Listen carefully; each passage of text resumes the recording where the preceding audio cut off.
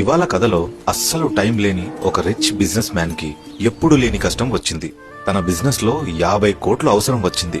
తన భార్య పూజలు చేస్తూ దేవుడు సమస్యలని పరిష్కరిస్తాడని చెప్తే విని పొద్దున్నే గుడి తెరవక ముందే, వేరే భక్తుడు వెళ్ళక ముందే తనే మొదటి బోనీ కావాలని గుడికి వెళ్లిపోయాడు.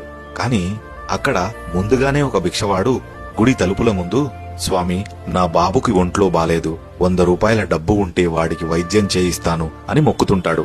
అది విన్న ఆ కోటీశ్వరుడు, అమ్మో, నేనే ముందు దేవుణ్ణి దర్శించుకోవాలని అతన్ని పిలిచి, ఇదిగో ఈ 100 రూపాయలు తీసుకొని ఇక నువ్వు ఇక్కడి నుంచి వెళ్లిపో అని అంటాడు. గుడి తలుపులు తెరవగానే, స్వామి, నన్ను రక్షించు, నాకు 50 కోట్ల రూపాయలు ప్రసాదించు, నీకు పెద్ద గోపురం చేపిస్తాను అని అంటాడు. దానికి దేవుడు నవ్వి, ఊరి మూర్ఖుడా, నువ్వు 100 రూపాయలు ఇచ్చి ఒక భిక్షగాన్ని వదిలించుకున్నావు. మరి నిన్ను వదిలించుకోవాలంటే నీకంటే పెద్ద భిక్షగాడు నా వద్దకు రావాలి.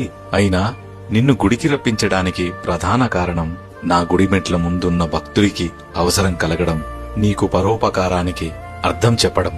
నువ్వు నన్ను ఏనాడూ తలుచుకోలేదు, ఏ రోజు నా గుడి మెట్లు ఎక్కింది లేదు. అలా చేసి ఉంటే నీకింత పెద్ద కష్టం వచ్చేదే కాదు అని అంటాడు. నీతి ఏమిటంటే దేవుడిని కష్టాల్లోనే కాకుండా సుఖాల్లో కూడా తలుచుకోవాలి, ఇచ్చిన దానికి కృతజ్ఞతలు తెలుపుకోవాలి అని. మరిన్ని మంచి కథల కోసం నన్ను ఫాలో చేయండి.